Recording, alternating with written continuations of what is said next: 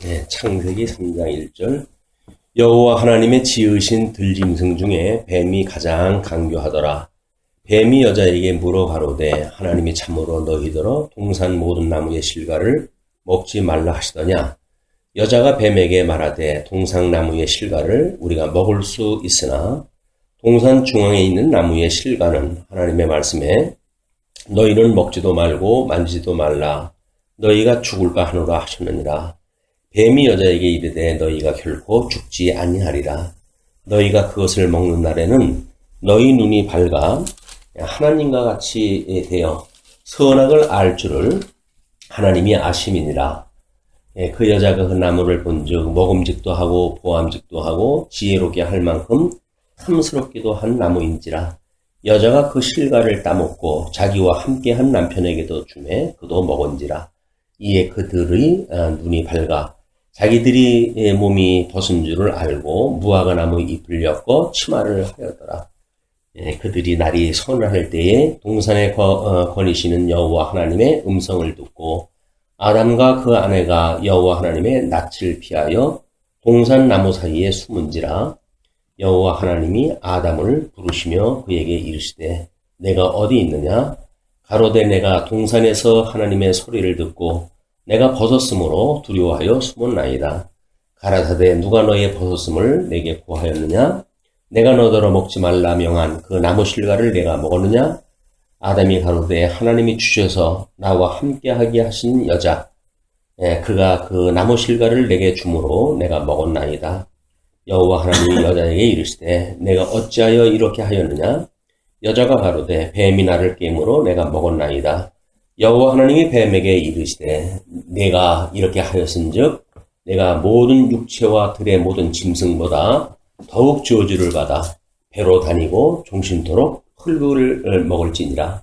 내가 너로 여자와 원수가 되게 하고 너의 후손도 여자의 후손과 원수가 되게 하리니 여자의 후손은 내 머리를 상하게 할 것이요 너는 그의 팔꿈치를 상하게 할 것이니라 하시고 또 여자에게 이르시되 내가 네게 잉태하는 고통을 크게 더하니 네가 수고하고 자식을 낳을 것이며 너는 남편을 사모하고 남편은 너를 다스릴 것이니라 하시고 아담에게 이르시되 내가 네 아내의 말을 듣고 내가 너더러 먹지 말라한 나무 실과를 먹었은즉 땅은 너를 인하여 저주를 받고 너는 종신토록 수고하여야 그 소산을 먹으리라. 땅이 네게 가시덤불과 엉겅퀴를 낼 것이라. 너의 먹을 것은 밭의 채소인즉 내가 얼굴에 땀이 흘러야 식물을 먹고 필격은 흙으로 돌아가리니 그 속에서 내가 취함을 입었음이라. 너는 흙이니 흙으로 돌아갈 것이니라 하십니다. 오늘은 교재 5쪽입니다. 개인적 내세론의 2절 죄와 사망의 관련에 대한 그런 그 문제가 이제 소개가 되어집니다. 먼저 죄로 인한 형벌을 이야기를 해요. 그래서 사망에 대하여 우리가 명심해야 할 근본적 진리는 이것은 죄로 인한 형벌이다. 프로테스탄트, 로마 가톨릭, 또 그릭 가톨릭을 포함하는 전 기독교 세계는 아담이 타락할 때에 신적 정명에 의한 전 인류의 머리와 대표로 행동하였기 때문에 그의 범죄에 대한 형벌로서의 사망이 그 자신에게만 아니라 그의 모든 후손에게 임한 것이라고 믿어왔다. 그거에 대한 문제를 선악을 알므로 죽게 되어졌다. 영적 죽음인데 그러나 보수신학은 육체적인 죽음으로 말한다. 이렇게 하는데 그 설명을 하기를 육체적 죽음은 선택한 백성에게는 더러운 육체의 옷을 벗음으로 즐거움으로 죽음을 받을 수 있다. 그러나 불택자들은 죽은 영으로 지옥에서 영원한 삶을 살게 된다. 죄의 값으로 죽었는데 이렇게까지 믿고 살겠는가? 이런 생각은 우리가 여러 가지 각도로 이야기를 해가야 될 것 같아요. 일단 인류의 그 조상으로 하느님께서 아담이 타락할 때 신적 정명에 의해서 머리와 대표로 행동했다라고 이렇게 이야기를 하는데, 그것은 좀 더 근본적인 문제로 아마 해야 될 것 같아요. 우리가 이제 영혼이라고 하는 우리 영의 존재, 이제 영의 번식, 우리 이제 먼저 구원론을 공부할 적에도 이야기를 하고 그랬는데, 아담은 하나님께서 그의 영혼을 창조를 갖다 하셨어요. 그러나 이 창조되어진 아담이 이제 타락이 되어졌고, 이 타락이 되어졌다는 이야기는 에덴에서 내쫓긴 상태를 이야기를 하는데, 이 자연인으로 살아가게 되어지는 거죠. 이렇게 됐을 때 아담 이후의 모든 인생들은 생육 번성하게 되어지는 자손들의 이야기입니다. 이거는 아담은 창조가 되어졌지만 아담 이후의 모든 사람들은 생육 번성하는 이게 이 생육의 원리에 의해 가지고 만들어지는 것이 인간이거든요. 그렇기 때문에 뭐 정명적으로 아담이 대표다 이런 그 개념이 아니에요. 아담은 이미 하나님이 창조한 인물이고, 그 이유는 이 타락한 아담으로부터, 영이 죽어져 있는 아담으로부터 출생되어진 사람들이기 때문에 이 차이가 있는 거거든요. 이것이 뭐 대표를 삼는다든지 이런 그 단순한 개념이 아닙니다. 둘째 아담이신 예수님이 와서도 마찬가지죠. 이 예수님이 우리의 머리가 되셨다라고 하는 그 이야기는 하나님이 육신을 입고 이 땅에 오심으로 해서 이 아담의 실체적인 언약을 성취해 가시는 그런 분으로 보여준 거지. 예수 그리스도가 머리가 되어졌다고 하는 그런 그 이야기는 뭐 아담이 정명적으로 하나님께서 그 인간들에게 아담의 그런 죄를 한 것처럼 예수 그리스도는 정명적으로 그 죄를 속하게 됐다든지 이런 형식 논리가 아니란 말이에요. 예수 그리스도는 이제 우리들의 이 죄를 인해 가지고 결국 대속이라고는 죽음을 이걸 이제 이루십니다. 이걸 대속이라고 그러거든요. 이 대속의 사건이 뭐 이렇게 타락했기 때문에 거기서 출생되어진 인간처럼 예수님이 십자가에서 죽었다가 살아났다고 하는 형식 때문에 그 이후에 대속에 연결되어지는 개념은 아니에요. 믿음을 주어가지고 이제 해가시는 일이기 때문에. 그래서 우리가 소속을 이제 오전에도 그런 공부를 했다 했는데, 우리가 어디에 속했느냐, 아담에게 속했느냐, 둘째 아담이신 예수 그리스도에게 속했느냐라고 하는 우리들의 존재의 문제란 말이에요. 근데 이제 아담에게 존재가 우리가 이 존재를 시작을 했을 적에는 이미 타락한 세상으로부터 우리가 출생이 되어진 거예요. 그래서 이제 우리가 보수주의에서는 이렇게 타락으로부터 해가지고 인간이 타락을 했고, 그리고 예수 그리스도가 우리를 구속을 하신다. 이것이 구원론의 전제입니다. 그래서 행위 언약이 먼저 나오는 거는 이런 원리 때문에 그렇게 나오는 거거든요. 근데 이제 우리는 그를 창세기 1장 28절을 근본적인 언약으로 삼고 행위 언약에 인해서 타락을 했다. 그래서 구속사 원리를 그대로 수용할 수 있는 구조가 확보되어진 거예요. 그래서 이제 우리 이제 신앙 고백에 의한 그런 교리에 의할 것 같으면 우리가 이렇게 타락되어진 이후로부터 출생되어지는 인생에 대한 그런 의미가 뭔지, 또는 1장 28절에 이제 그 주어진 거를 이거를 이제 후대의 우리 신학자들은 문화 명령으로 이해한다고 그러지 않았어요. 근데 이미 우리 믿음의 선배들은 단순한 문화의 어떤 그 명령이 아니라 이걸 하나님께서 아담에게 주셨던 법으로 이해를 한 거예요. 법으로. 왜냐면 그때 복과 나라를 주셨기 때문에 그 나라라고 하는 시스템은 법에 의해서 돌아가는 거죠. 그러니까 하나님이 이미 좋아하시는 것이 있고 싫어하는 것이 있어요. 이게 법인 거야. 이게 창세기 28장 복을 주시고 생육하고 번성하라, 땅에 충만하라, 땅을 정복하라, 그리고 다스리라 라고 하는 것이 법이에요. 법. 그걸 우리가 율법이라고 이야기도 하고 하나님의 규칙이라도 이야기를 하고 여러 가지 이야기를 할 수가 있겠죠. 이거를 이제 우리 이스라엘 백성들한테는 율법이라고 하는 걸로 주어졌기 때문에 우리가 도덕법이라고 하는 이런 문제를 왜 그 이스라엘 백성들한테 주어진 법을 언제 도덕법이냐 국가법이냐 무슨 세법이냐 이런 걸로 나눈 적이 있느냐? 그것이 없는데 왜 도덕법은 남아있다고 그러느냐? 이렇게 이야기를 하는데, 이제 아담에게 주어졌던 이 법의 체계는 그대로 있는 거예요. 이게 전 인류에게 주어진 거고, 여기서 창세기 12장에서부터 이스라엘을 하나님께서 모형적으로 불러가지고 지금 이 실체적인 언약에 대한 모형으로 이제 보여준 거거든요. 그러니까 우리가 도덕법이라고 하는 그 이야기는 이스라엘의 율법에 준한 것이 아니라 원래는 아담에게 주었던 이 법으로부터 말미암은 거예요. 이 법이라고 하는 것이 있어야 법에 대한 불순종으로 해가지고 타락이라고 하는 걸 남았죠. 이 타락이라고 하는 것이 나왔고 하나님께서 저주를 갖다 하고 그 법에 의해 가지고 법을 어겼으니까 너는 죽어야 돼 라고 하는 그 이야기거든요. 그러니까 우리가 도덕법이라고 하는 것이 단순하게 어떤 윤리적인 복이 아니라 이미 아담에게 주어졌을 때 명령한 것, 언약에 대한 내용은 법으로 주어진 거예요. 생육하고 번성하고 땅에 충만해. 이것이 하나님이 좋아하시는 법이에요. 그리고 법은 이제 그걸 복 있는 자를 복으로 주신 이 법인데, 그거를 불순종함으로 해가지고 결국은 복으로 이 법을 누리는 것이 아니라 강제적인 법으로 이걸 지키게 되어지는 것이 율법주의적인 삶이었었다. 이제 예수님을 바로 믿게 되면 이 법은 우리들의 은혜예요, 은혜. 아주 정말 하나님이 좋아하시는 법을 깨닫게 해서 그 법대로 살고자 하는 마음을 주시고 그렇게 살아가기 때문에 이 법이 멀리 있는 것도 아니고 이것이 어려운 것도 아니에요. 왜? 주님께서 이루실 거니까. 둘째 아담이 이루실 거기 때문에 이 법이 그렇게 멀리 있는 게 아닙니다.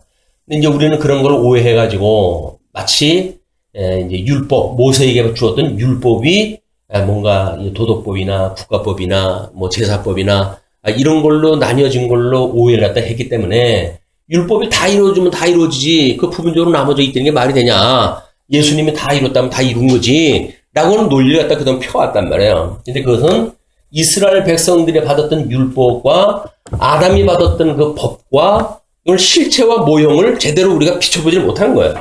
이걸 실체적인 법으로 이해하게 되면 여기서 받았던 시내산에서 받았던 이스라엘 백성들의 율법은 이 실체적인 율법을 모형화하고 구체화해서 보여준 거거든요. 그러니까 그거는 우리가 실체적인 언약을 제대로 파악되어져야 보이는 세계예요. 그걸 이제 뭐 제대로 보지를 못하게 되면 율법이라고 하는 그거를 단순하게 이스라엘 백성들이 깨닫고 있는 그 율법에 준한 이런 걸로 이거를 이제 전락이 되어져 버리거나 왜냐면 실체적인 걸 이제 그들이 보질 못하니까 그래서 이런 오해가 있어 왔다. 그래서 여기서 지금 이야기하고 있는 죄로 인한 형벌이다라고 하는 죄라고 하는 것이 뭐냐면 하나님의 법과 상관이 있는 거예요. 이제 우리 개신교에서는 뭐라고 이야기하냐면 죄라고 하는 건 뭡니까? 하나님의 법을 벗어난 겁니다. 이렇게 이야기를 하거든요. 근데 이제 우리 또 과거에는 그들은 그걸 율법주의적인 생각을 가지고 법을 벗어났다고 이렇게 이야기를 한다. 이렇게 이야기를 하여. 왜냐면 죄라고 하는 것은 하나님이 싫어하시는 거가 구체화된 것이 죄지. 그게 왜 법하고 상관이 있냐? 이렇게 이제 하는데 그게 말이 맞는 거 아니에요? 하나님 법이 있으니까 이 법이 좋아하는 법이 있고 싫어하는 법이 있어요. 좋아하는 법은 하라고 하셨고 싫어하는 법은 하지 말라고 하셨어요.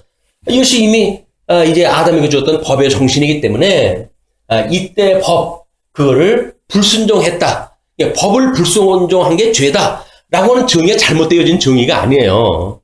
근데 우리식으로 뭔가를 억지로 그림을 그려내려고 하니까 과거 거를 무조건 하고 부정하고 싶고 새로운 이론을 제기하고 싶고 이러다 보니까는 이렇게 구속사에서 이야기하고 있는 죄에 대한 개념을 새롭게 적용했다 했다. 그래서 우리 하나님은 절대 이성인 선악을 알고 계신 분인데 거기에 싫어하시는 그런 그 부분들을 인간이 구체화되어서 드러난 것 이것이 죄다라고 정의를 내린 것 뿐이에요. 그런데 좋아하시는 거고 싫어하시는 게 결국 뭐예요? 그게 법이라니까요. 좋아하시는 법은 하라고 그랬고 우리 이제 선악을 알게 하는 가일나무 영래는 따먹지 말라고 하는 법이었었고 생명과는 따먹어도 좋다고 하는 법이었어요. 그렇기 때문에 이미 이때 법이 주어진 거다. 근데 그 법을 아담이 불순종을 했고 그러므로 죄가 들어와가지고 추방되어진 거예요. 구속사의 논리가 잘못된 게 아무것도 없습니다. 우리가 이제 이 통섭 성경 개론의 방식으로 이제 메타 성경 신학에서 4대 신학을 전부 포용을 하다가 보니까 구속사의 논리가 잘 정리가 되어져 있어요. 그거를 우리가 잘 묶어가지고 뭔가 모순이 느껴지게 되면 모순을 극복할 수 있는 어떤 표현이라든가 이런 것들을 제시하면 되지. 뭐가 문제가 좀 있는 것 같아. 그래? 그럼 지워버리고 다시 시작하지 뭐. 이렇게 하는 게 신학의 발전이 아니에요. 신학은 끊임없이 믿음의 선배들의 그 터전 위에 우리가 쌓아가는 일이다. 이렇게 봐야 우리들의 교만이 자리할 자리가 없습니다. 특별히 이제 어떤 선생의 특징은 자꾸 자기를 높이고 싶고 자기를 절대화하고 싶고 이런 그 유혹에 빠지게 돼요. 다른 사람보다 자기가 우월하다고 자꾸 주장하고 싶어요. 근데 믿음의 선생은 그렇지가 않습니다. 모든 믿음의 선배들을 존중하게 되어져 있어요. 왜냐면 그 피값에 의해 가지고 지금 이 복음이 우리한테까지 왔기 때문에 그걸 무시하거나 이런 거는 복음 정신의 위배가 되어진다. 그래서 구속사가 이야기했던 죄라고 하는 개념이 뭔가라고 하는 거를 우리 죄와 사망에 관련이니까 그런 문제로 다시 풀어나가면 구속사에서 이야기했던 죄에 대한 개념이 잘못되어진 것이 없다. 이렇게 보시면 될 것 같아요. 그래서 하나님의 의를 갖다가 우리가 이야기할 때 선과 악이라고 하는 절대 이성을 가지고 계신 하나님이 소개가 되잖아요. 그게 의다 이렇게 이야기하는데 그 의라고 하는 것이 하나님이 좋아하는 기준이에요. 뭐를 좋아하시는가 그 이야기예요. 그러니까 그 좋아하시는 걸 뭘로 표현했는가? 법으로 표현이 됐어요. 그러니까 좋아하는 법과 싫어하는 법. 좋아하는 법은 하라고 그랬고 싫어하는 법은 하지 말라고 그랬어요. 생명과는 먹어도 좋지만 이제 선악과는 따먹으면 안 돼. 그 전 먹으면 정령 죽는다. 라고 법으로 이미 규정되어져 있는데 그 입법자가 하나님이에요. 1장 28절에서 입법을 하다 하셨어요. 근데 이제 에덴 동산에 끌어들였는데 그 법에 대한 불순종을 아담이 하게 되어진 거예요. 그러나 하나님께서 택한 백성들을 위해가지고 3장 15절 원시적인 복음을 소개했다 했고 그대로 가죽옷을 해입혀가지고 이제 에덴에서 내쫓을 때 가죽옷을 해입혀한 내쫓으심으로 해가지고 은혜 언약이 무엇인지 실질적으로 이루어지게 했던 그런 거를 사법이라고 이렇게 이야기를 해요. 우리 재판 판정을 했을 때 판정을 갖다 하잖아요. 그게 사법부에 선단 말이에요. 그러면 입법부에서 법을 세우고 행정부에서 그 법을 시행을 갖다 해요. 그 법대로 해가지고 정치를 갖다 하고 백성들이 잘 사는 그런 그 나라로 만들어가고 그것이 잘못되어졌다고 하는 건 사법부에서 심판하다고 한단 말이에요. 근데 우리가 삼법제도라고 하는 그런 그 이야기는 이 아담에게 주었던 이런 법으로부터 시작되어진 거다. 그래서 하나님께서 입법을 갖다 하시고 입법대로 이 에덴 동산이 이제 하나님 나라의 원형인 하나님 나라라고 그랬잖아요. 그 나라에서 법대로 살아야 되는데 싫어하는 법을 행했기 때문에 하나님께서는 공의로운 분이시니까 그 사법대로 심판할 수밖에 없고 그래서 아담을 하나님께서 추방을 시키셨다. 법이 말하기를 너는 그걸 따먹으면 정령 죽어 라는 법을 주셨기 때문에 그가 그 법에 의해서 죽게 되어진 거예요. 그게 타락입니다. 이런 개념까지 확장이 되질 않으면 여기서 문제 제기되어지는 것은 반대를 위한 반대에 머물기가 쉽습니다. 그런 맥락을 잘 이해했다 하시고 육체적인 죽음은 선택한 백성에게는 더러운 육체의 옷을 벗음으로 즐거움으로 죽음을 받을 수 있다. 이렇게 이야기를 하는데 육체적 죽음이라고 하는 그 이야기는 선택한 백성이 아니라 사실은 하나님 앞에 이 새로운 영적 죽음이 회복되어진 이것이 개념이 들어가야 돼요. 그냥 영적 이렇게 언약 자손이기 때문에 별 문제가 안 돼라고 하는 형식 논리 가지고는 안 된단 말이에요. 구체성이 떨어져요. 그렇기 때문에 그래 난 택한 백성인데 내가 왜 그걸로 겁을 먹지라고 하는 자기 믿음에 대한 어떤 의심을 갖게도 되어지고 그런다. 그런데 하나님이 우리 죽었던 영을 살려주셨다고 한다면 그것이 하나님의 사법을 통해서 우리 죄를 다 이제 없이 해주셨단 말이야. 예수님의 대속으로 인해가지고 너는 이제 무죄야 라고 하는 무죄가 선언이 됐을 때 그러면 이제 우리는 영생을 얻은 사람이기 때문에 육체의 소욕이라든지 또는 육체의 생명이라든지 하는 것에 대한 여기서 말했던 것이 가능하지요. 그러나 그런 걸 배제해놓고 형식적인 이런 논리만 하게 되면 마치 하나님이 다 알아서 하셔 라고 해가지고 우리하고 상관없는 일을 하나님 따라하고 계시고 우리는 그냥 여기서 내 존대로 살면 되는 것 같은 이런 착각을 불러일으킨단 말이에요. 그렇지 않다. 우리가 이제 어떤 언약 성취사 쪽에서 어떤 오류가 구속이라고 하는 체험적이고 체육하고 이걸 살아가기에는 가장 필요한 것이 구속의 이야기이기 때문에 그 이야기를 배제해놓고 하는 언약 성취사라고 하는 그 이야기는 형식 논리에 빠지기가 쉽다. 이건 두 가지가 고루 설계가 돼야 돼. 언약과 성취라고 하는 거는 하나님의 존재하심이라든지 뭐 속성이라든지 뭐 이런 것들을 설명하는데 더없이 필요해요. 그러나 이런 삼법 제도에 의해 가지고 어떻게 그 공의로를 해 가시는지 이것이 설명이 되어져야 우리가 하나님의 절대 주권도 이야기를 할 수가 있고 또는 하나님의 신실하신 그 법도 하나님 법대로 해 가지고 망할 자 망하게 하시고 흥할 자가 흥하게 하신다고 하는 그 논리를 우리가 따라갈 수가 있는 거예요. 그냥 뭐 하나님이 언약대로 이루시기 때문에 그냥 그렇게 해 가셔 라고 말하게 되면 그래? 근데 그게 나하고 뭔 상관이 있는데 이렇게 돼버리고 쉽죠. 그러나 우리가 이 아담의 후손으로서 마땅히 아담이 그 하나님의 법을 불순종해가지고 타락이 되어졌고 우리는 타락되어져 있는 가운데 둘째 아담이신 예수님이 우리의 모든 대속을 위해 가지고 당신 몸을 갖다 우리한테 대신 다 주신 거 아닙니까? 그 이야기는 속량물로 돌아가신 거예요. 우리의 죄값을 다 치우신 거예요. 이 죄값을 치렀으니까 우리는 무죄이 되잖아요. 그 무죄를 성령이 오셔가지고 인을 쳐주신 거예요. 너는 이제 무죄야. 그 무죄를 하던데도 불구하고 나는 이렇게 우리 아담의 후손이기 때문에 난 끊임없이 죄 가운데 이렇게 살아갈 수밖에 없어. 이렇게 한탄하는 것도 어울리는 이야기가 아니에요. 이걸 복음으로 이해해가지고 나는 비록 육체의 소욕이라고 하는 연약한 부분이 있지만 우리 주님의 이 대속의 은혜라고 하는 그 이야기는 영원 불변한 것이다. 그러므로 이 연약한 우리들의 몸이 온전해 갈 때까지도 우리 주님께서 이 대속을 완성을 갖다 해가신다는 그 믿음이 우리한테 필요한 견인에 이르는 믿음에 이제 가게 되어지는 겁니다. 사망은 자연적인가?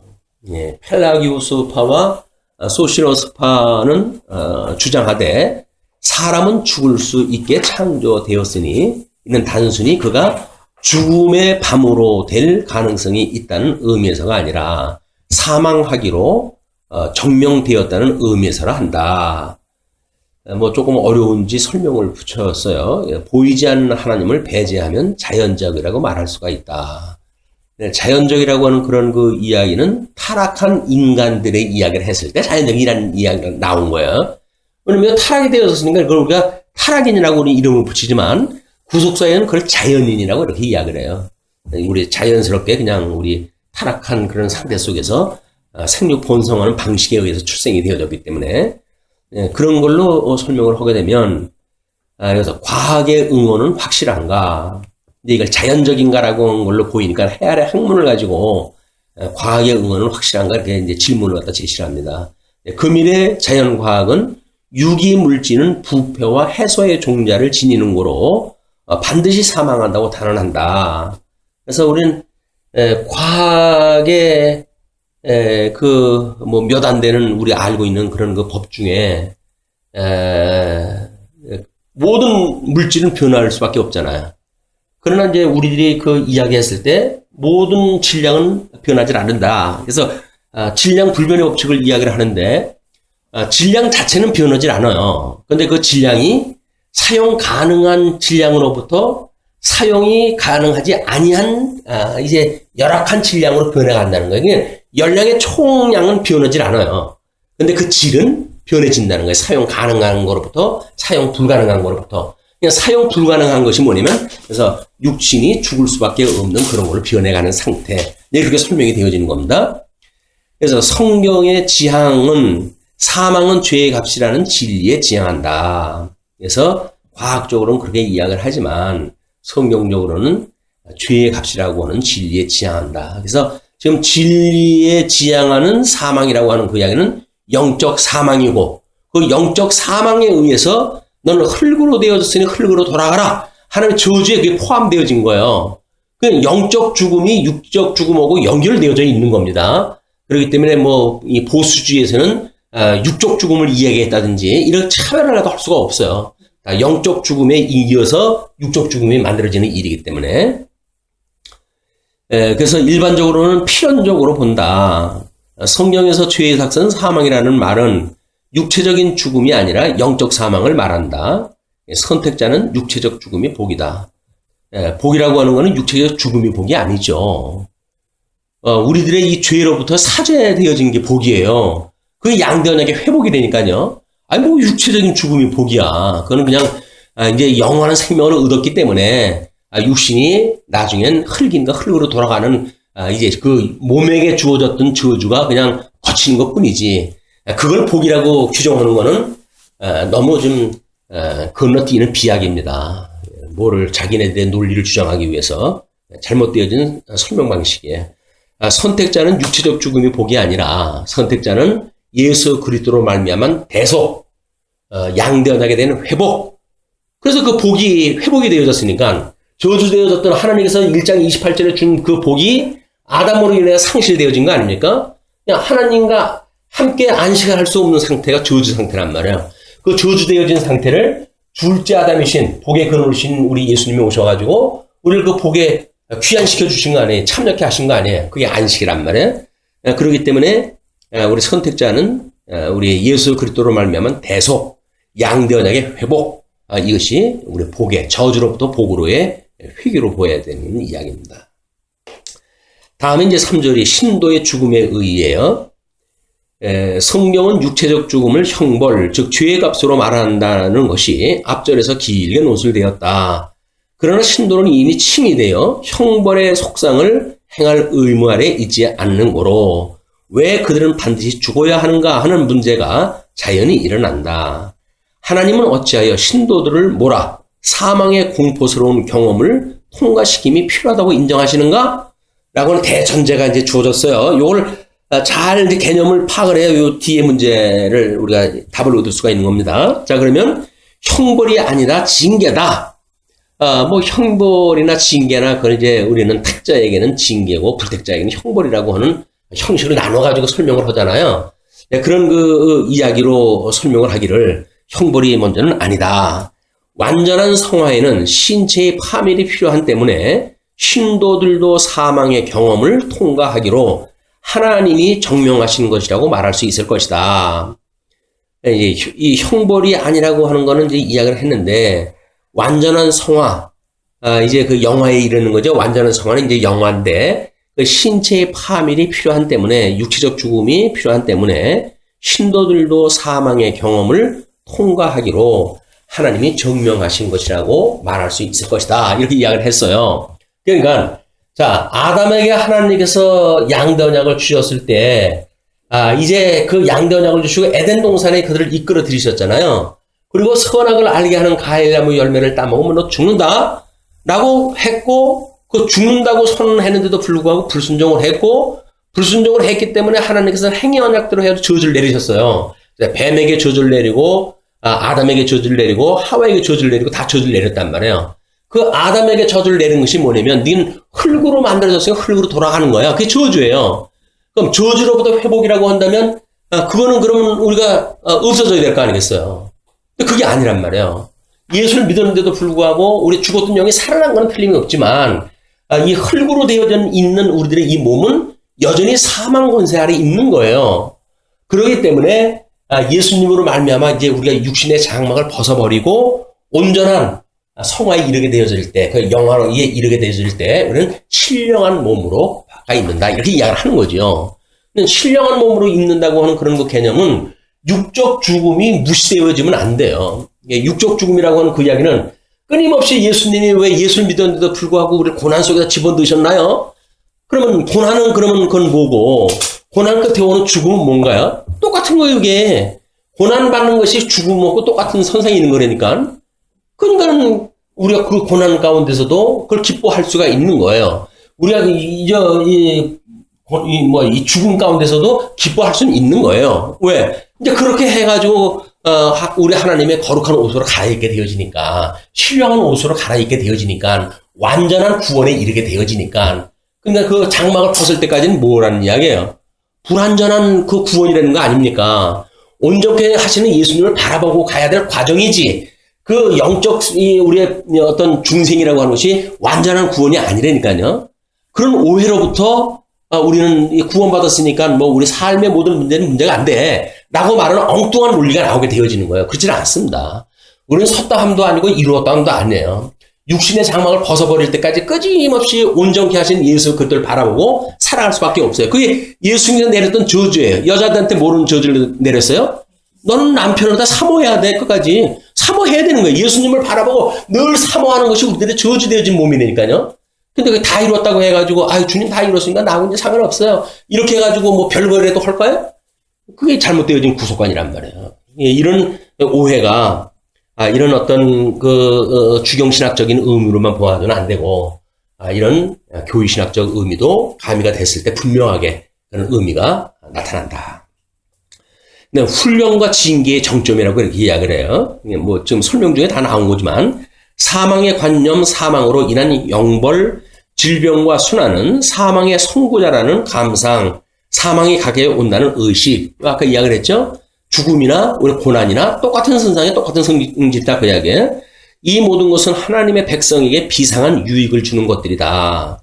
이것들은 교만한 자를 겸손하게 하고 유욕을 억제하게 하며 속념을 방지하게 하고 그리고 영적 성장을 촉진하는 것들이다. 이게 죄가 죄인 줄 알게 하는 일은 육체를 남겨놔야 그걸 알아요. 이는 하나님께서 이스라엘 백성들을 가나안에 넣으셨을 때에도 내가 7 족속을 한꺼번에 다 쫓아내지를 않을 거야. 그들을 남겨놓아가지고 너희들 가시 역할을 하게 할 거야. 라고 하셨잖아요. 가시 역할이라고 하는 게 뭐야? 끊임없이 괴롭히는 어떤 일을 한단 말이에요. 육체의 소욕과 성령의 소욕이 끊임없이 거슬리는 일을 하게 혹지같다는 거예요, 이게. 그것이 구약 성경에서 보여줬던 우리 구원에 대한 그림이란 말이에요. 그거고 이 실질적인 구원하고 같아야죠, 원리가. 그렇기 때문에 이 육체는 끊임없이 우리를 죄가 죄되게 하고 하나님의 은혜를 깨닫게 하시는 도구로 이걸 주신 것이다. 문제를 이렇게 징계는 육체가 살아있는 자녀에게 사랑을 깨닫게 하기 위한 채찍이다. 그러나 육체적으로 죽으면 징계는 필요가 없고 영화가 이루어진다. 즉 죽음은 성화의 완성이다. 우리의 형벌에 대한 징계는 예수님이 다 받으심으로 모두 다 용서해 주셨다. 형벌에 대한 징계가 우리 주님께서 다 이루셨다고 한다면 우리한테 왜 남은 고난을 채우라고 그러시겠어요? 내가 다 이루었어. 너희는 이제 뭐 이렇게 살거나 저렇게 살거나 문제가 없어. 육체를 가지고 있거나 죽거나 똑같은 생각으로 살는데 라고 하시지. 왜 우리가 남은 고난을 채우라고 그러셨겠어요? 그것이 끊임없이 우리가 예수 그리스도의 관제물이 되어져 가지고 예수님은 제물로 돌아가셨어요. 그 위에 우리들은 관제물이 돼가지고 거기에 뭐 조그만 향료가 될 수도 있고 조그만 부품이 되어져 있을 수가 있고 그래서 그걸 온전케 해가는 그림을 우리 주님께서 우리에게 그걸 갖다가 은혜로 주신 거예요. 그 내가 매일같이 죽노라고 하는 것이 뭐예요? 사도 바울의 고백이 나는 관제물로 매일같이 죽노라 이렇게 이야기를 하잖아요. 이 우리 예수님의 형상을 닮아 이렇게 충성하는 그런 그 단순한 문제가 아니에요. 예수님의 제사, 온전한 제사가 온전하다고 하는 걸 신앙 고백적으로 고백하는 내용이 관제물로 드려지는 일이다. 그 1만 달러 탕감받는 사람이 100대나리온 빚진 자를 어떻게 용서를 다 해줍니까? 안 해줘도 되는 거예요? 아니잖아요. 그럼 100대나리온 빚진 자 용서 안 해주면 감옥에다 집어넣는다고 그러셨잖아요. 그럼 마찬가지죠. 우리 죄에 대한 것도. 육신으로 해가지고 우리가 이제 죽었던 우리를 살려주셨어요. 근데 우리 남은 육체 가운데 우리를 두게 하셨는데 그런 거를 나몰라라고 사는데도 불구하고 하나님께서 다 이루셨기 때문에 문제가 없다고 보여지게 되면 우리는 우리 이 기독교에서 소위 이야기하고 있는 성령께서 우리로 하여금 맺게 하는 믿음의 열매, 성령의 열매 이런 것들을 우리는 기대할 수가 없게 되어진다. 너무 형식 논리로 빼가게 되면 상당히 위험한 그런 일이 있습니다. 그거를 정리를 하다 이렇게 했어요. 영적 죽음. 에덴에서 아담의 죽음이다. 생명인 아담이 영이 죽었다. 사형체가 됐다. 사람이 되어졌다. 그런 그 이야기죠. 육체적인 죽음은 택자는 중생에서 영적으로 살아났다. 죄성을 벗어버림으로 축복이다. 영생의 인문이다. 영생의 인문은 예수님께서 이미 생명을 우리한테 주셨죠. 영원한 생명을 주셨기 때문에 인문은 이미 받은 거예요. 그걸 죽은 뒤에 가는 게 아닙니다. 그래서 우리는 영생의 인문에 들어섰고 다만 육체의 소욕을 완전히 벗어버리는 과정을 통해 가지고 하나님의 온전한 구원을 신앙 고백적으로 하는 거예요. 우리 열매를 보아가지고 믿음을 본다고 그랬어요. 야고보가. 아니, 예수님이 다 이루는데 왜 우리 보고 믿음의 열매를 통해 가지고 우리 믿음을 보신다고 그랬을까요? 신앙 고백을 보겠다는 거예요. 우리 신앙 고백을. 네가 1만 달러한테 빚진 자한테 탕감받은 거 맞아? 그럼 100대내로 빚진 자 네가 용서라도 해줘야 되겠지?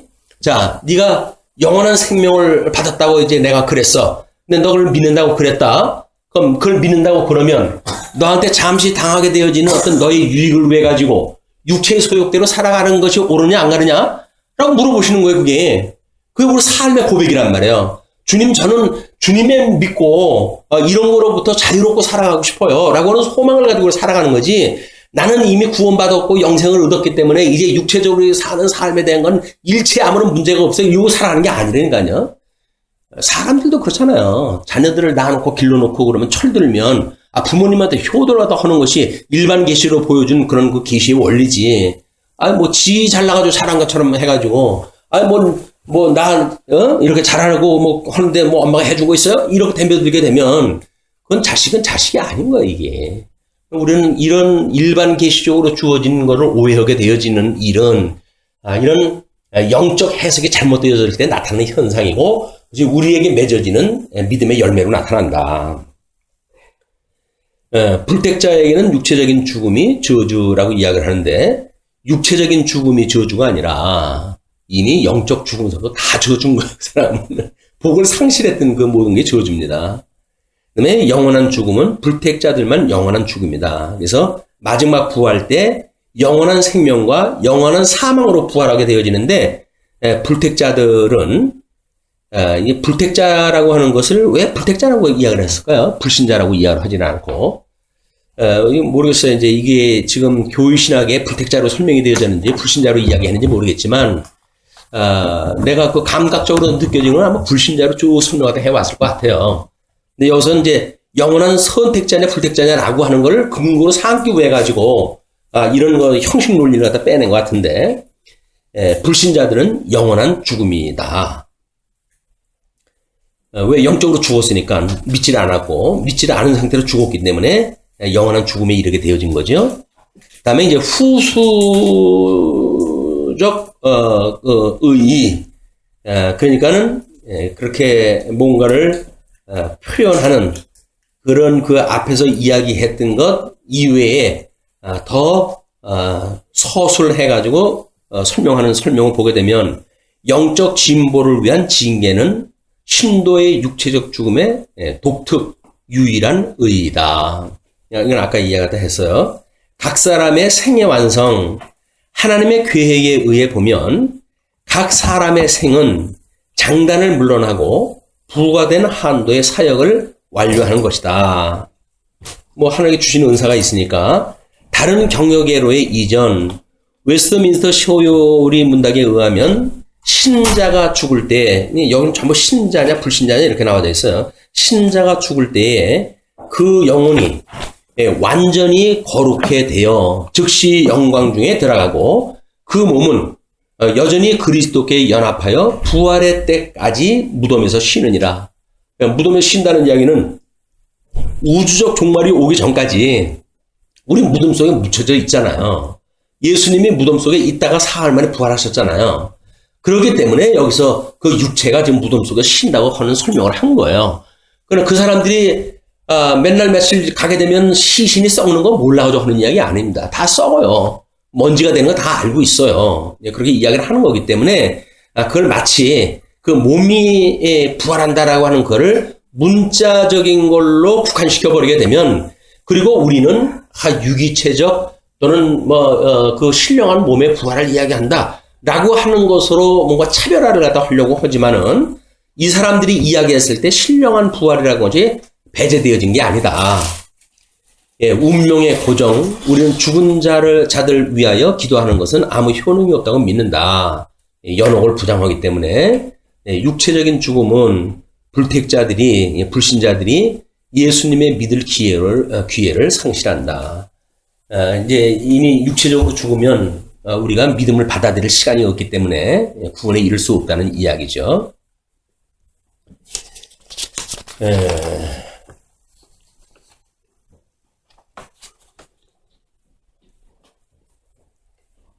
신도의 죽음의 태도가,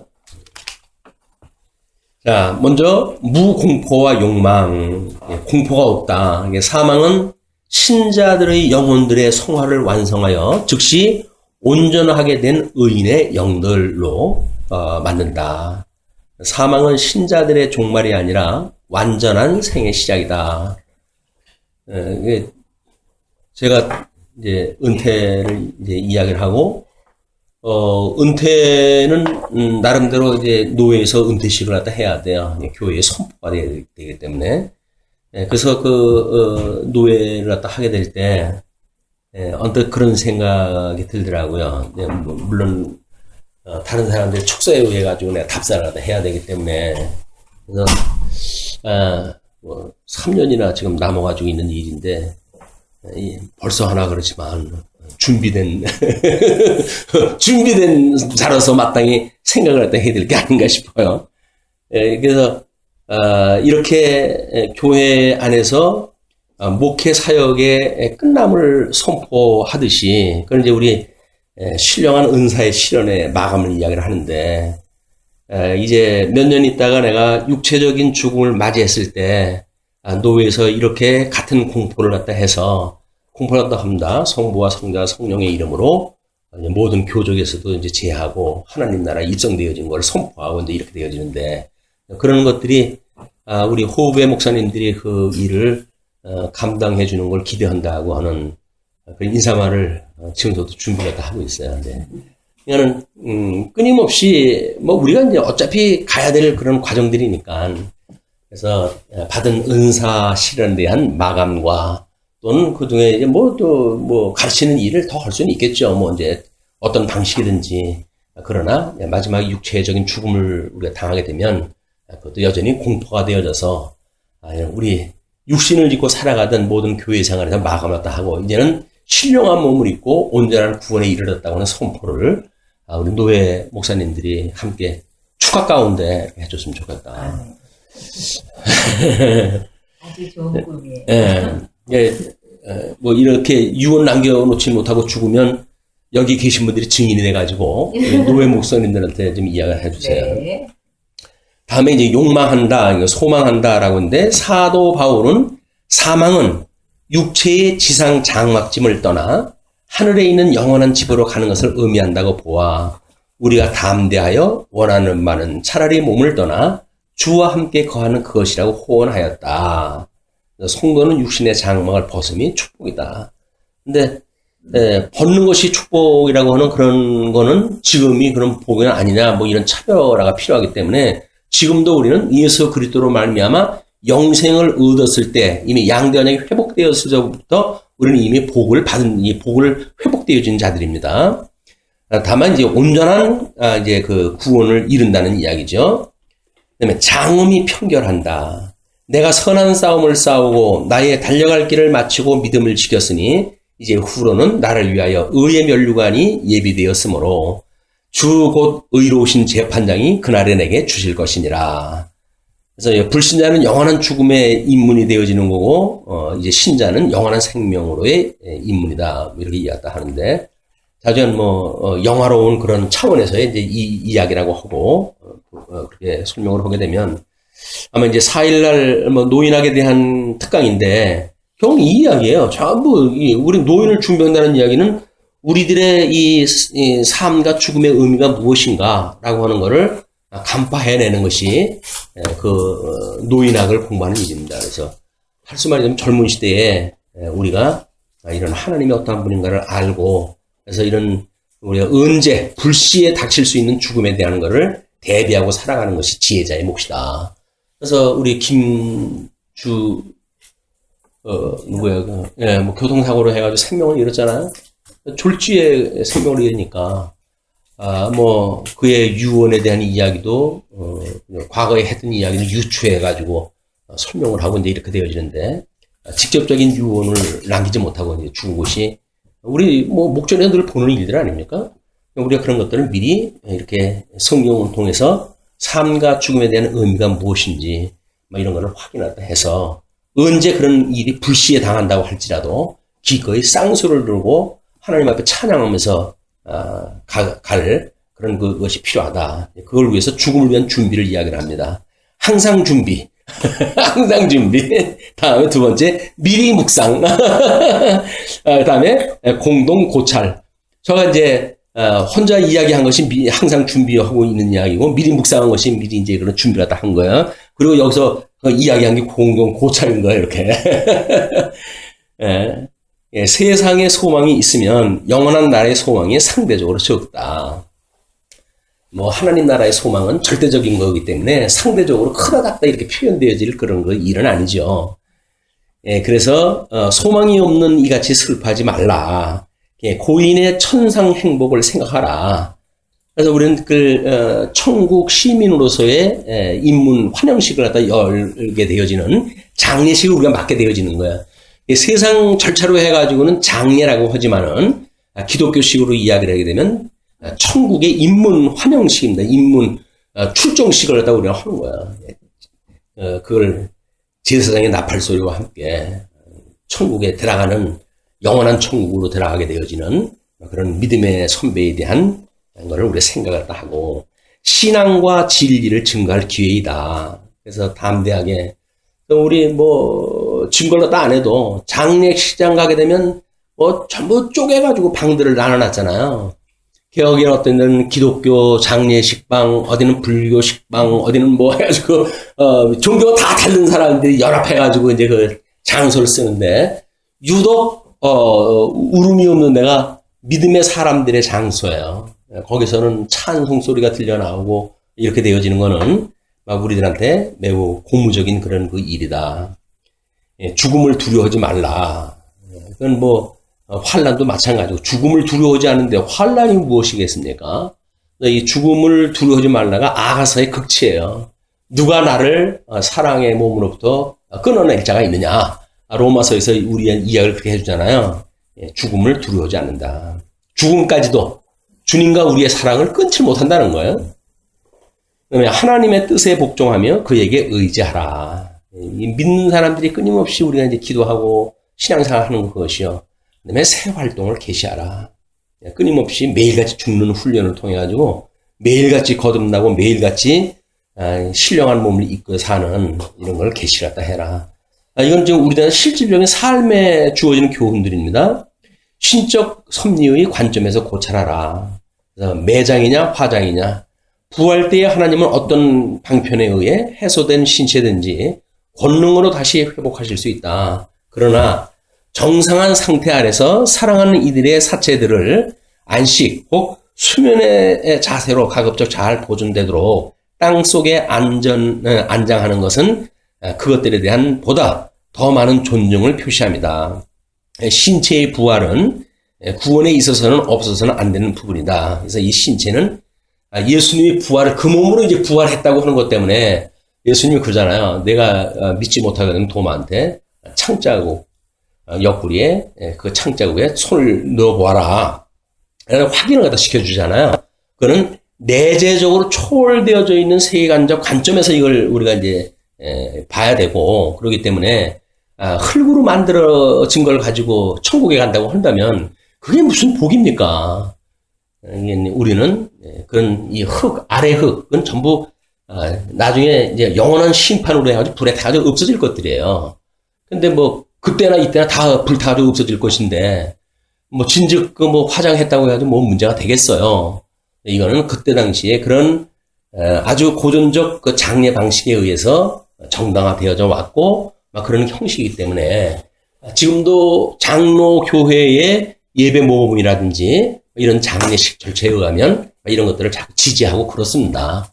그러나 우리는 영원한 이 땅이 심판받을 때도 불로 다 심판받을 것이고 그다음에 하나님 앞에 갈 때에도 우리 육체 개인적인 종말을 맞이할 적에도 불구덩이 들어가서 잠깐 들어갔다가 나오는데 이유가 있겠습니까? 어떤 분은 그거 매장해달라고 불구덩이 들어가기 싫다고 그렇게 이야기했다 했는데 그 동네에서 500만 원 내라고 하는 바람에 할 수 없이 뒤로 돌아가지고 화장을 갖다 해가지고 얼마나 유족들이 원망을 갖다 했겠어요.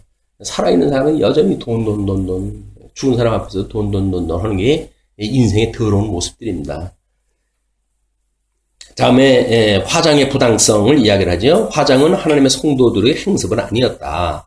이것은 차라리 이교적 기원을 가진 일이었다. 이렇게 이야기하죠. 물론 성경에 화장이라고 하는 것이 나오지는 않죠. 화장이라고 하는 건 나오지가 않지만 하나님께서 뭐 전쟁 중에 불을 태워가지고 심판도 하시고 뭐 그런 그 일들이 있어요.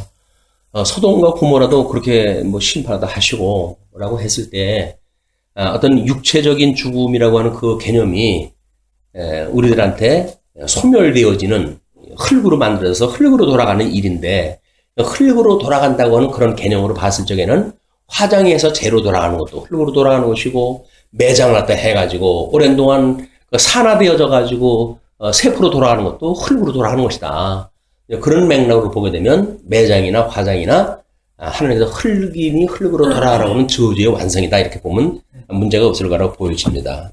매장의 정당성, 로빈손은 기독교인들은 유대인의 풍속을 따라 그들의 사체들을 부활체들의 종자로 땅의 품속에 맡겼다. 근데 우리 루터의 그 영화를 보게 되면 그가 로마로 가잖아요. 그 로마로 갔을 때 그 로마 교회에서 루터한테 뭘 보여줍니까? 뭐 누구의 해골이라고 해야 돼? 해골을 보여주잖아요. 사람들이 그거를 보고 뭐 믿음을 어쩌고저쩌고 이렇게 하는 게 그러잖아요. 개혁자 입장에서 봤을 때 이건 종교 사기꾼들이구나 이렇게 받아들이는 겁니다. 그렇기 때문에 그런 것들을 자칫 잘못하게 되면 눈에 보이는 것에 우리한테 매여 있게 하는 이런 어떤 오해가 있을 수도 있다. 그래서